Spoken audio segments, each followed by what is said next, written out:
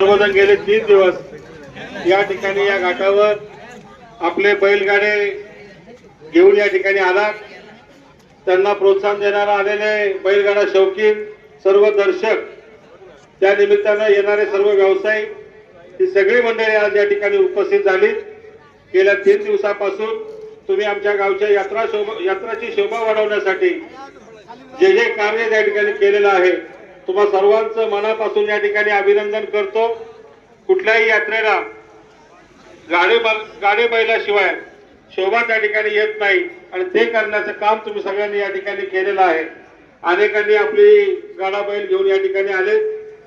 आता इनाम वाटपात कळेल कोणाचं काय किती नंबर आले काय ते सगळं तुम्हाला माहिती आहे, परंतु ते येणं महत्वाचं नाही, गाड भरणं महत्वाचं आहे, गाडा पळणं महत्वाचं आहे आणि त्याच्या निमित्ताचा जो आनंद आहे तो सर्वांना मिळणं महत्वाचं आहे। मला माहिती आहे थोडीफार गैरसोय आपल्या सगळ्या लोकांची झाली असेल, वेगवेगळ्या घाटावर आपण जातो आणि आमच्याकडे थोडंसं जरा हॉस्पिटलच्या उभारणीसाठी पहिला असलेला घाट मोडून नवीन घाट आम्हाला या ठिकाणी करावा लागला। सगळीच कामं या ठिकाणी पूर्ण झालीत असं नाही, परंतु नामदार दिलीपरावजी वळसे पाटील यांच्या आमदार निधीतून 20 लाख रुपये खर्च करून आज घाटाची धावपट्टी, भिंत, समोरचं तळ हे सगळं काम त्या ठिकाणी झालंय। पण अजूनही याच्यामध्ये स्टेज आणि बाकीच्या सगळ्या गोष्टी, नाना तुम्ही खुनवायची गरज नाही, मला पण ते सांगतोय मी, त्या गोष्टी त्या ठिकाणी अपूर्ण आहेत आणि एक अत्याधुनिक घाट बनवण्याच्या दृष्टीनं इथून पुढच्या काळामध्ये जे जे अपूर्ण आहे ते पूर्ण करण्याचं काम आम्ही सगळे ग्रामस्थ मिळून नामदार दिलीपरावजी वळसे पाटील यांच्या नेतृत्वामध्ये त्या ठिकाणी करू।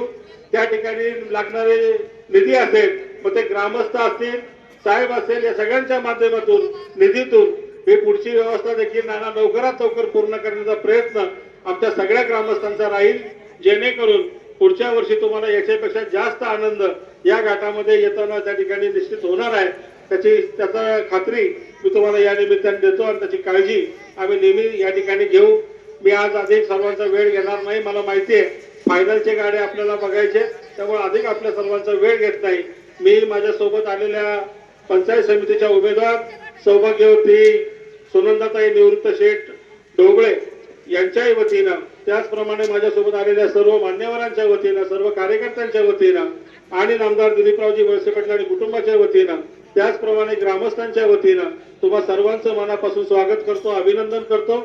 या यात्रेला मनपूर्वक शुभेच्छा व्यक्त करतो आणि अशाच पद्धतीचा पाठिंबा आपल्या सर्वांचा नेहमीच त्या ठिकाणी पाठीशी राहील अशी खात्री बाळगतो। पुन्हा एकदा तुम्हा सर्वांना शुभेच्छा देऊन आपल्या सर्वांची रजा घेतो। जय हिंद, जय महाराष्ट्र।